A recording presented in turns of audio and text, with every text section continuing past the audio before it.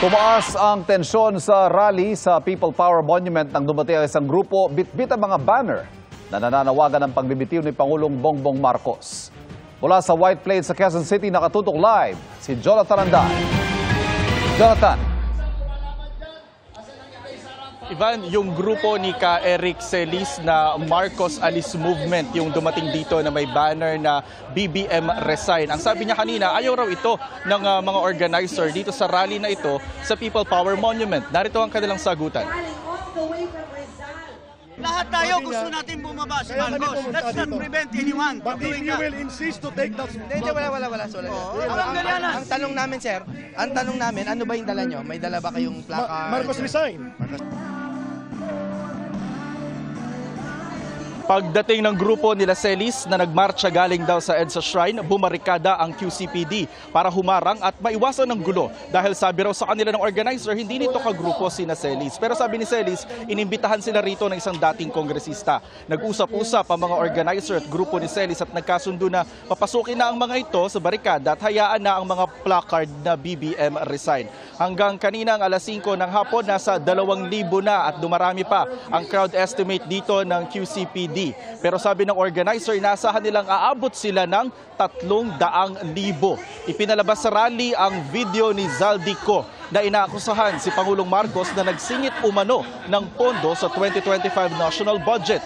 Isa sa sumali sa rally rito ang grupo ng mga retired general sa pangunguna ni dating AFP Chief at Duterte Administration National Security Advisor Hermogenes Esperon. Galit daw ang mga kilala niyang retired general sa korupsyon ngayon sa bansa.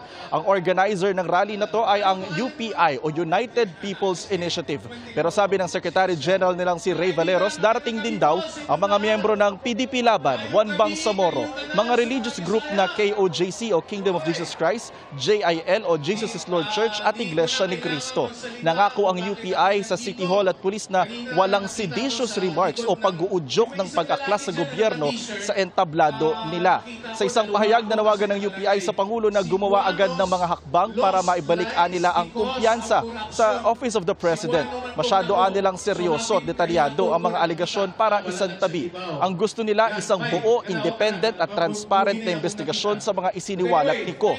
Dapat nilang iutos ng Pangulo ang paglabas ng lahat ng dokumento, pag-uusap at records kaugnay sa budget allocations, insertions at fund flows. At kung hindi raw ito matutugunan ng maayos sa loob ng makatuwirang panahon, dapat nilang mag-resign si Marcos. Wala nilang leader na dapat manatili sa pwesto kung nasira na ang tiwala ng publiko.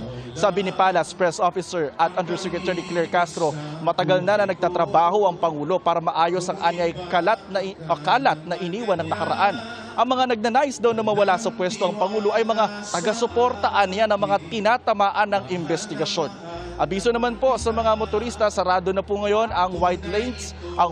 Ang EDSA naman po, kaninang hapon traffic pagbaba sa Ortigas flyover hanggang dito sa People Power Monument. Iban hanggang alas 10 ng gabi lang yung permit na nakuha ng organizer ng rally dito sa People Power Monument. Pero sabi nung Secretary General kaya na dun sa stage, dito na raw sila matutulog at magdamagan na raw nito. So, malalaman natin, alamin natin kung kukuha ba sila ng panibagong permit o kung paano yung mangyayari kung lalagpas sila doon sa 10 p.m. na deadline nakalagay sa permit. Yan muna ang latest mula rito sa People Power Monument. Balik sa iyo, Ivan. Maraming salamat, Jonathan Andal.